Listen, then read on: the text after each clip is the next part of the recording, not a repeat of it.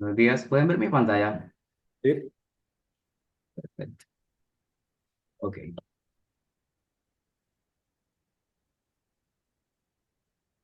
Bien, buenos días a todos. En esta oportunidad, el grupo 3 conformado por Saida Ferrer Rico y quien les habla Sebastián Solano, venimos a presentar la primera versión de la información previa, recordando que nuestro tema es noción de derivada como razón de cambio en funciones polinómicas.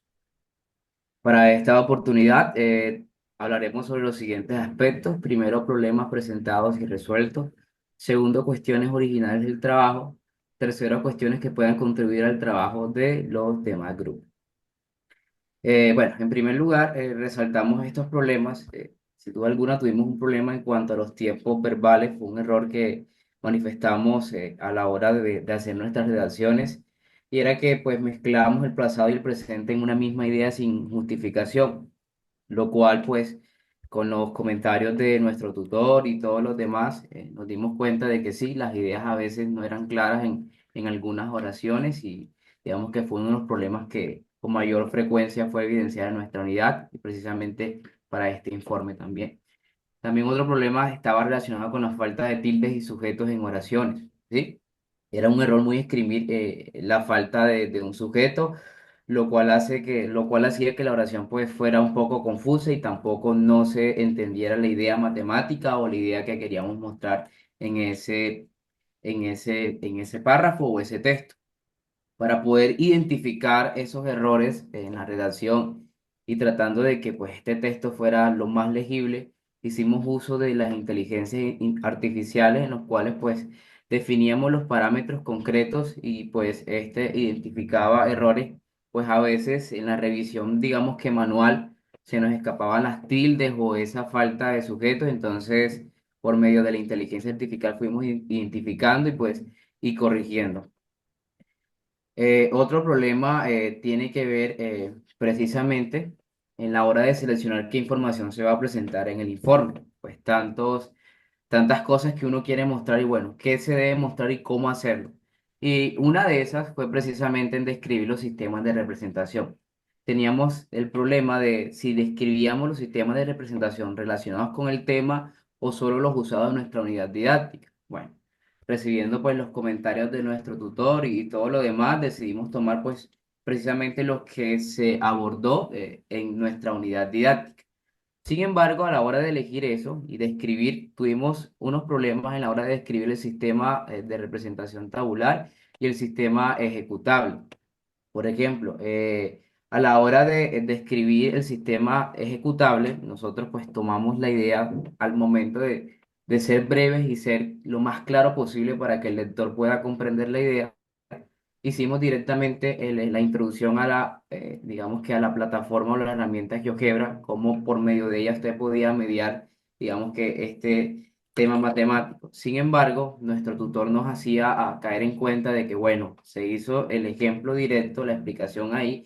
Sin embargo, a un lector también le interesa, un lector que no voy a utilizar, por ejemplo, GeoGebra, sino que proponga otro, debíamos mostrar que el sistema ejecutable, digamos que estaba mediado por las TI o cualquier otro que podía hacer esa representación como tal. Entonces hicimos esa aclaración que nos hacía falta. A la hora de mostrar la descripción del sistema tabular, nos encontramos con el problema de que, bueno, mostrábamos la tabla donde se mediaban, en este caso, elementos concretos de nuestra unidad didáctica. Sin embargo, también no era claro mencionar un contexto específico, por lo cual la forma más idónea de corregir este problema fue dándole un contexto basado en una situación real en la cual podía ser representado y llevada por medio de una tabla como tal. También tuvimos problemas a la hora de traducir el lenguaje técnico a un lenguaje cotidiano, cómo digamos que utilizar ciertos términos para no perder la originalidad matemática, pero que a su vez fuera claro al lector. Y entre esos tuvimos problemas de esas traducciones en la estructura conceptual y en algunos contextos fenomenológicos.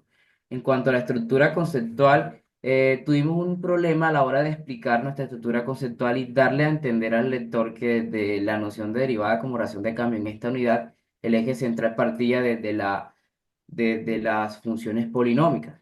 También fue un problema porque habitualmente, pues, la noción de derivada parte de más o menos de la relación entre la relación de cambio entre dos magnitudes. Y bueno, ¿cómo hacer que tratar de explicar que de nuestra estructura conceptual partíamos de las funciones polinómicas. Precisamente en el borrador que enviamos, no hicimos esa aclaración y era confuso porque se daba a entender que la noción de derivada partía como tal de las funciones y bueno, eso pues va a depender también de lo que mencionaba, que parte también de esa relación entre magnitudes.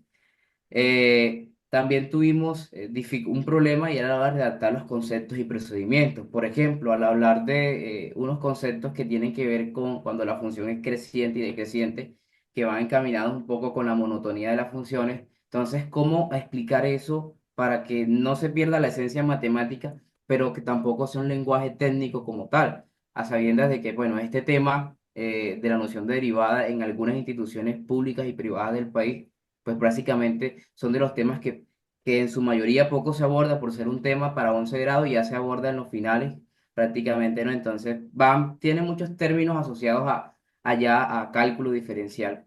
Entonces ese fue un problema también que identificamos y lo que hicimos fue mostrar ejemplos cotidianos. Bueno, listo, mira, la monotonía la puedes ver en esto, la diferencialidad la puedes ver esto, la razón de cambio la puedes ver aquí. Entonces tratamos de resolverlo de esa forma. En cuanto a los contextos fenomenológicos, un problema fue a la hora de describir la relación entre la subestructura que habíamos propuesto con los fenómenos también que se habían propuesto.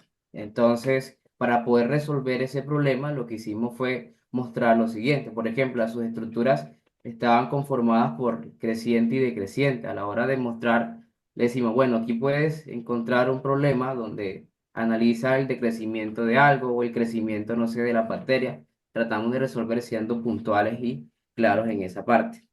Otro problema que manifestamos precisamente fue a la hora de descargar la nueva plantilla. En mi caso, como tal, en mi computador aparecía un error en el formato.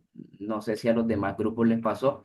Sin embargo, probando con mi compañera, en este caso a ella sí le abría bien. No sé si tenía que ver con el tipo de Word que manifestaba mi computador u otro. También encontré que en esa plantilla los estilos de numeración se corrían un poco. También, pues, ahí tratamos de, pues, en el documento como tal de Saida, pues, no manifestaban estos errores, pero en el mío sí se veía. Entonces, una forma de solucionar, pues, fue utilizando, pues, en este caso, el archivo desde la computadora de Saida. Eh, Mencionamos cuestiones originales del trabajo. Lo primero es que consideramos que los contextos de las tareas de aprendizaje y examen final se basan en fenómenos reales, fenómenos del contexto. Por ejemplo, la tarea presentada donde se hace un contexto de agricultura fue pensada bajo el hecho de la práctica artesanal que se vive en la zona rural del municipio de Chinú, Córdoba, de los cultivadores de patilla. Entonces tratamos de mencionar un contexto que fuera real. Entonces digamos que esas son cuestiones originales de nuestro trabajo. Otra cuestión original es el tema y el enfoque en su desarrollo. Tratamos de ser puntuales y explicar las aplicaciones de las nociones derivadas también en situaciones reales como tal. Otra cuestión que consideramos original es que el uso de simuladores gráficos como PhET y GeoGebra para interpretar conceptos y procedimientos matemáticos, como esos conceptos mostrarlos gráficamente para que el estudiante pues tuviera una noción más amplia de lo que se estaba hablando.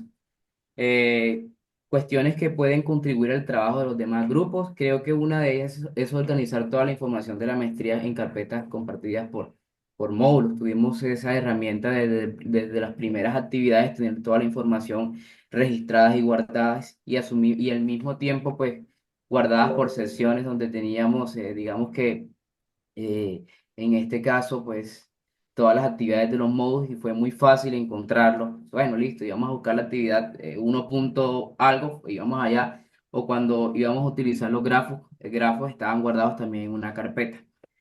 Otra cuestión que puede contribuir es el trabajo colaborativo por medio de OnRide. Por ejemplo, algunos compañeros habían manifestado dificultades en eso, a la hora de que sus cambios fueran registrados, pues podemos considerar que el trabajo colaborativo a la hora de la redacción de los informes, de las diapositivas y borradores, también puede contribuir ahí para evitar, digamos que esas dificultades.